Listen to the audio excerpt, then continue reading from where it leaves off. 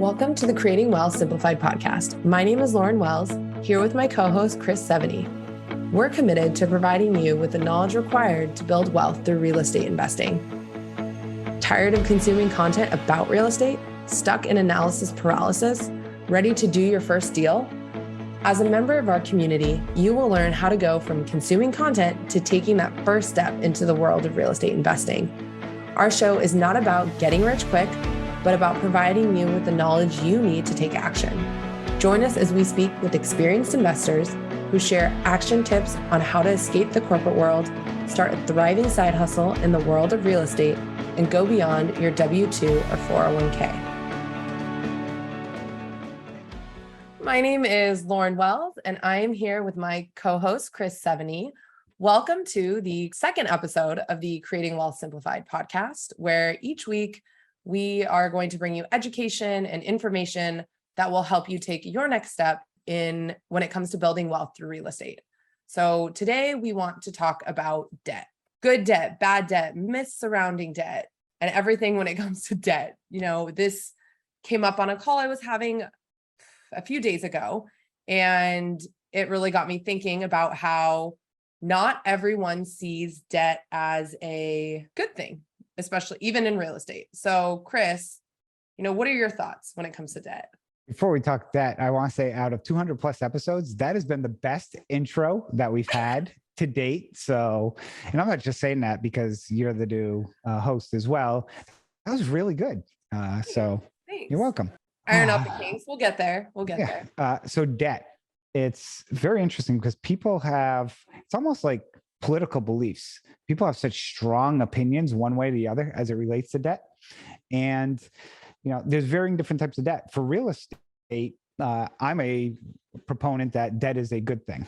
Like anything, used in moderation, and understanding the use behind debt is very important, because debt on a single family residence versus debt on a investment property and the type of investment property also plays into account. Because for me, I look at debt as a type of risk. And for me, I'm very big at measuring risk. So understanding what can go wrong in every situation. As you know, I like to map out like every situation, 7 ways till Sunday, to see what can and can't happen.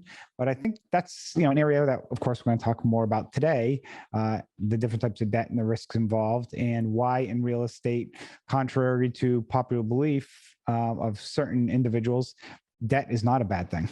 Yeah. So I like to think like this. I don't remember where I read this analogy, and I probably read it I want to say years ago, but I used to be I never was really like all debt is bad, but I definitely wanted to make sure I didn't have any like student loans, monthly payments, essentially, that were coming out of my pocket.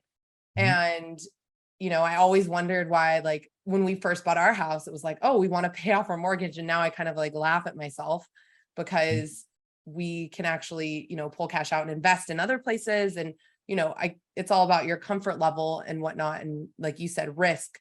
But I read this analogy that talks about, kind of says good debt versus bad debt analogy, where you can buy a car that you only drive in the summer months because it's a really cool car and you're taking out debt on that car. That is a very different type of debt than buying a car that's like a work truck that's going to help you do more business, that's going to help you generate more income. And I thought that was like a very simple way of being like, oh, like one is a debt that works for you and one that works against you. And again, I wasn't really raised with the strong, like you said, political view, but not political view, strong view of like all debt is bad. But for some reason in my mind, I still kind of I'd say hesitant to take out any kind of loans, no matter like what kind of loan that was. And I think it was just kind of getting comfortable with what like my parameters were around risk. So I don't know, when it comes to like, what would you say, how would you kind of describe good debt versus bad debt to people? You actually described it very well, where you mentioned, debt that works for you, that works against you. And that works against you, I think everyone could agree, credit card debt is a very bad thing. Unless you've got a 0% interest for a short period of time and you use that money for something that can, again, use it as an asset. And again, it goes back to like asset versus liability. Credit card debt, typically, you're usually. So back up a second for people who might not know, because again, speaking to a wider audience here, can you explain that, what you mean by asset versus liability when you're looking in terms of debt? Yeah. So I view an asset as something that basically has value or can generate income.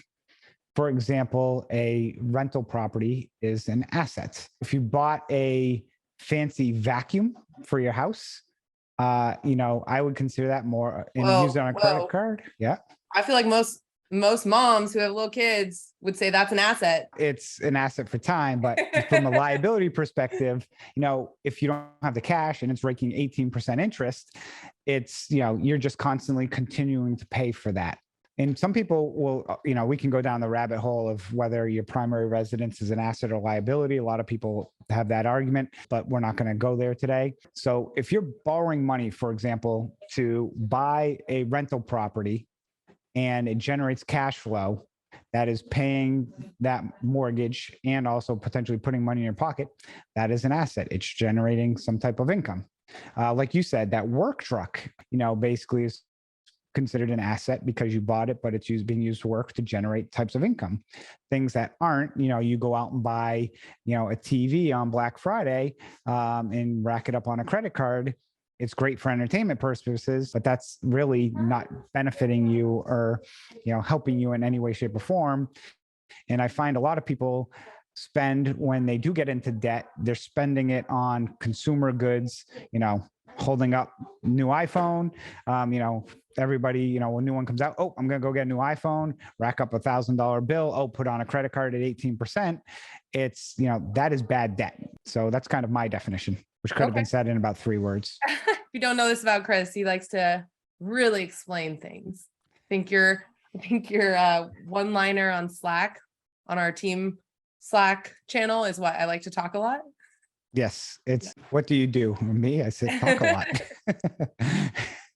So, okay. So good debt, bad debt. Do you think that, we are, and I'm not saying this as a dig, but we are of different generations.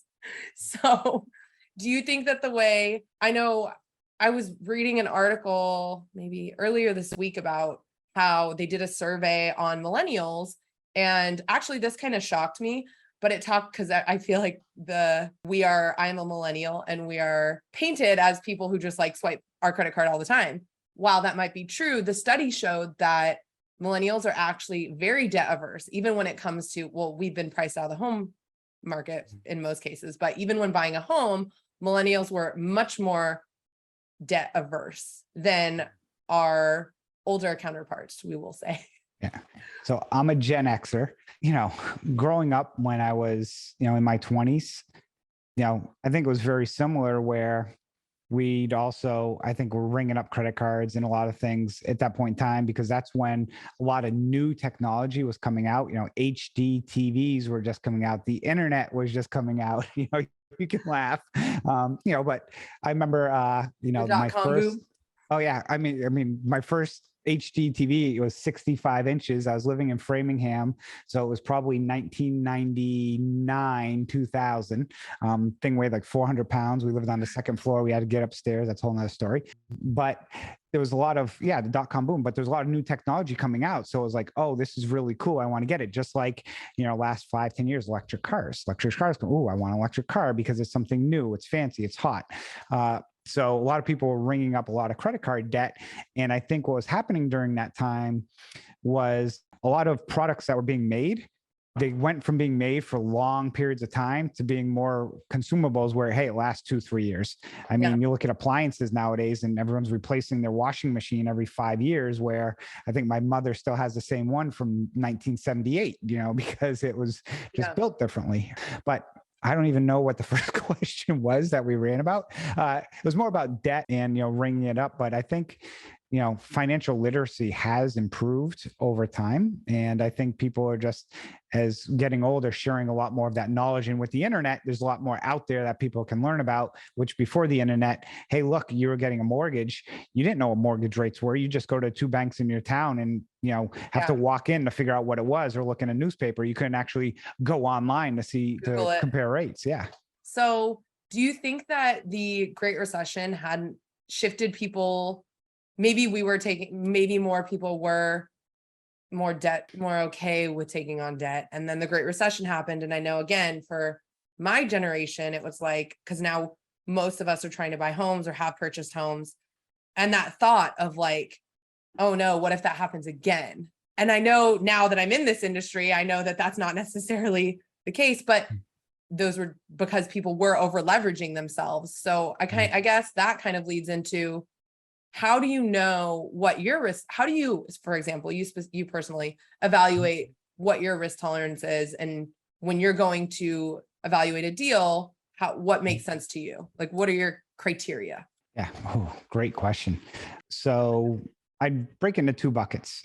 So for example, like when you're going to buy a house, don't stretch it to your max or your limit, like for what they tell you, because Are you talking a home that you're purchasing to live in or a rental property? Yeah. Okay. Because there's different risks involved, which I would always tell, never get the max that you can get.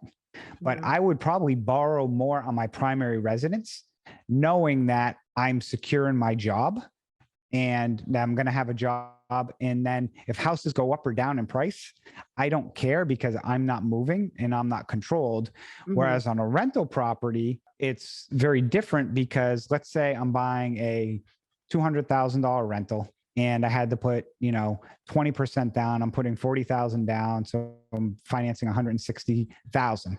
That would probably be, from a leverage standpoint, a lot of people will try and max out how much they borrow because interest rates, the monthly payment doesn't go up a lot. Yeah. So explain the concept of leverage. Okay. Got the fishing pole out today. Keeping it tight. Reel it back. Real tight. No, I'm just trying to think of like when I first got into real estate, what were some questions I probably would have had?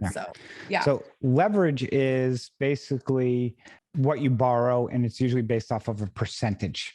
So if I'm buying something for 100,000 and I borrow 90,000, I'm at 90% leverage. That's a lot.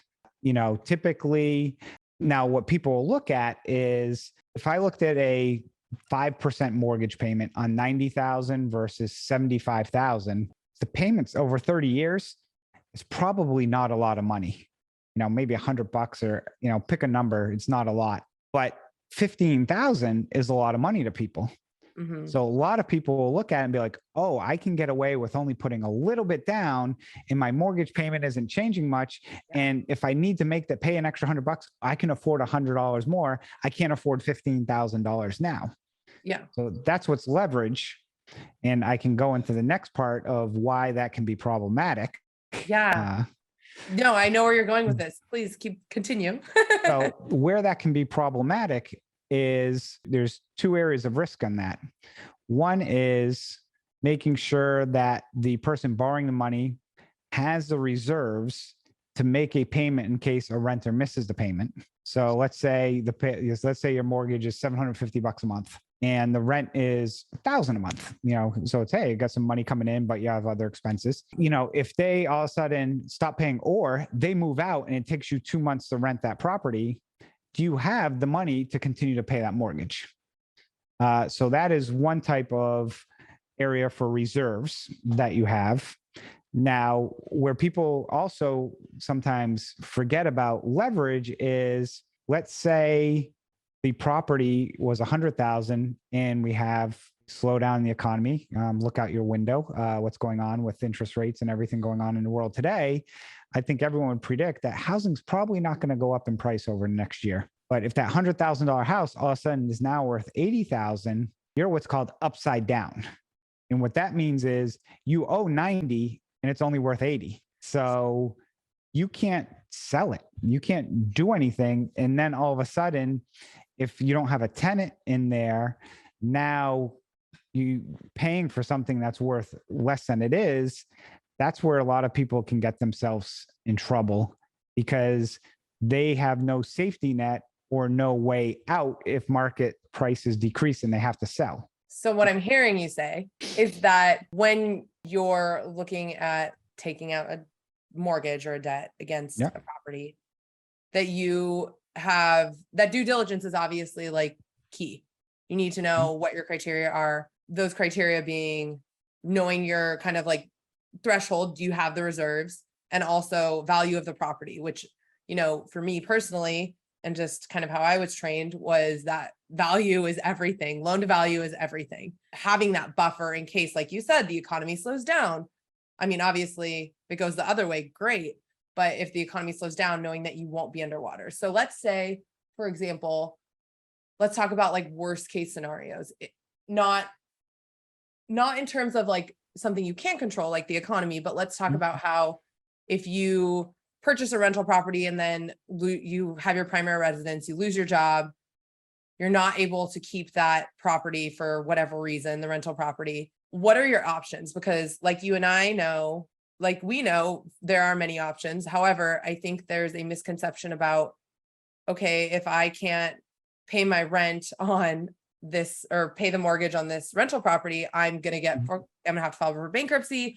I'm going to get the house taken away, all these things. But like, I guess there are more options than just that. So let's talk about like worst case and kind of what you would do. Yeah. So one thing I want to mention before that is, and why it's important to people understand about leverage is, if you're upside down, you start missing payments. We'll talk about the options that can happen because a lot of people just think there's foreclosure. But the first thing that happens before anything is your credit gets destroyed, and your credit score will go, say you're at 800. It could go down to like 550. It's a drop of a dime, but to get it back up to 800 again is going to take you 5, 6, 7+ years. So think about that, the impact that can have for you to grow your business. It's significant because if you got poor credit, it's going to be very difficult for you to get additional leverage later on down the line to try and continue to grow your investment portfolio. Now, if something were to occur, there's a lot of people just think, oh, I'm going to go into foreclosure. One of the things I would tell somebody is do not ignore your lender. Get on the phone with them, see if there's modification or forbearance options, and speak to them about, hey, can I get a forbearance, which is reduced payments for several months, and then we'll start paying again. 15 years ago during the downturn, banks were like, you know what, we're just foreclosing because we want to get this off our books and we'll bite the losses. Today, banks didn't really know how to work through that process. They had a lot of experience, and today they're more willing to work with borrowers. Plus, the government has a lot of intervention that kind of forces them to try and work with a borrower who has gotten themselves in trouble. So what that can do is that can also protect you from, like you mentioned, your primary residence, because if you were to ever get foreclosed upon, and let's say you were underwater by 50,000, that bank can still go after you for that 50 and also go after your primary residence. So they could foreclose on your primary residence too if they wanted to. So it's going to be, in most states, I should say, it's state specific, but that's the worst case. But there's a lot of options out there. There's modifications that the government has that you can get a modification of 2% called HAMP loans. Again, some of these programs still exist, some do not. But the key, again, I'll just sound like I'm beating my head against the wall, is talk to whoever gave you the money to try and work something out. And if you can't work something out, in most instances, a foreclosure does not happen overnight. You typically have to be 3 to 4 months behind. And if you're in a judicial state where it has to go through the court processes, it's probably going to take a year plus. If you're in Georgia, Texas, or some of the Southeast states, it can actually go pretty quickly. Florida actually would take about a year, but understand the rules of the game as well. Yeah. And for people who might not know kind of your background, my background, the reason that you're saying this is because this is the asset class that you invest in, mortgage notes. Yeah, so we're on the opposite end. We're on the lender side. We're saying talk to the lender because we are the lender. Yeah. And it makes it a lot easier for everyone. And most of the time, the lender is, like you said, willing to work with you. So, again, how does this tie into debt? Well, I think that when it comes to debt, it's really, and investing in real estate, people are very fear-based around what's the worst thing that can happen? What if I lose the house? What if I lose my job? How does this, what's the kind of like the effect of everything if everything were to go sideways? So I think you speaking to that, like you have more options, speak to the lender, don't just ignore and kind of write it off. So, okay. So we've kind of talked about like myths around debt, good debt, bad debt. I guess what makes debt a superpower when it comes to real estate? Ooh, so debt is similar to like steroids because it can either significantly enhance your returns, or if it goes bad, it can explode and be very bad. So how do you avoid, I guess, obviously nothing's for certain, but like, Yeah. how do you avoid the explosion and everything Yeah. like that? So avoid it by not being over leveraged. And let me give you an example. We'll go back to that $100,000 property at $1,000 per month in rental income. If you pay $100,000 worth of cash, buy it cash, and you get 1,000 a month, and let's say that's what you were getting, for simple terms, that's $12,000 a year, which 12,000 divided by 100,000 would be a 12% return on your investment, which is a financial term of, okay, how much money am I getting on the money I put in? So you're getting basically 12%. Now, let's say you took that 100,000 and let's say you borrowed 75,000 and you're in it for 25,000. Now you would also have a mortgage payment, but your mortgage payment on that would probably be like, I don't know, let's say $400. Now you're still 1,000 minus 400, you're getting 600 a month. Times 12 is $7,200. 7,200 divided by 25,000 is 28% return. So you've just essentially went from a 12, more than doubled your return over the course of the same property. But by using leverage, it enhances your return because you are making a higher percent than what you're borrowing. Some people call that arbitraging in some terms. But by using leverage, you're allowed to basically enhance. And most real estate transactions, if you look at most large multifamily transactions that somebody's buying a $75 million apartment building, rarely are they paying cash for that, unless maybe like a Blackstone or BlackRock or whatever. But local developers, they're putting in a minimal amount of money and getting a loan at, call it, today you're probably, previously you were probably like 4 or 5% on that money, and basically using that to have the cash flow pay it and then get the money on top of it with less money in, because the name of the game in real estate is trying to make the most money with the least amount of money in the deal. But you also, again, go back to, you don't want to have too much leverage. So if you could give like advice, tip, action items, steps that you would follow for people who are considering, taking out a loan, getting started in real estate, but this is like the one thing holding them back. They can get a loan. They can get a loan to invest in a rental property. What would you say would be like your top 3 things they should have done or prepared to do in order to take out that loan, to get over that fear? Okay. Loaded question. Want me to go first? Yeah, I want you to go first. Okay. So you can think about your answer. I don't prepare you with any of these. You sometimes give me a heads up about what you're going to ask. I just throw things at you. So I would say if you're looking, for example, at short-term rentals I would say, do your research, know your market, where, what market is your market, like your criteria. Chris and I will probably talk about this a lot throughout the podcast, but like one thing you mentioned on the first episode was no 2 people's journey is the same. What works for one person might not work for another. So know your criteria, know your risk tolerance. That's part of knowing your criteria. So like, what's your risk tolerance might be different than what mine is. Yours is definitely very different from mine. And then know your exit strategies. So plan out, what is worst case? If worst case happens, like what would you be able to do? How would you be able to kind of keep moving forward? I'd say those are my top three things. So know your criteria, do your research, know your risk tolerance, I guess it's 4, and know your exit strategies. So I'll throw in something a little bit different on top of that regarding the leverage. And one way to determine whether you're over leveraged or not is really understanding what you're buying, because know the neighborhood, know the real estate in that area, as well as know the property itself. How old is the equipment in the property? How old is the roof? Because again, that's where people can get themselves in trouble, where they take on debt, but then they have to also turn around and take on more debt to pay for expenses that they might not be able to cover. Now, there's a term out there that, is called the debt service coverage ratio.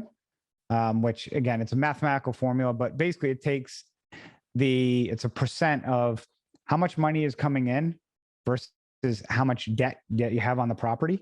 And most financial analysts will say like a 1.25% or, 1.25, which, basically if your operating income on a property is, well, so let's say you take $100,000 loan, your income on that property should be, roughly like, 125,000 would be a 1.25, to give you an idea of some of the things where it stands. But again, that's usually used for larger scale projects, but just something to kind of give you an idea of how much leverage you're at, because if your income is only covering your debt amount, then you're over leveraged, because we didn't even talk about yet on this episode, which I'll throw at you right now that some people forget about is, there's the debt which covers their payments, but all of a sudden when property insurance and taxes and everything starts going up and creeping up on people, all of a sudden they don't have enough money to cover their expenses. And mainly your primary cost is, your mortgage, but if you're also paying utilities. So that's another, can you want to comment a little bit on that? Yeah, I would say for me, that falls under kind of like doing your research and the due diligence process. Like whenever, for example, with notes, when we look at buying assets, we always are factoring in, what are our property taxes? What's insurance going to cost us?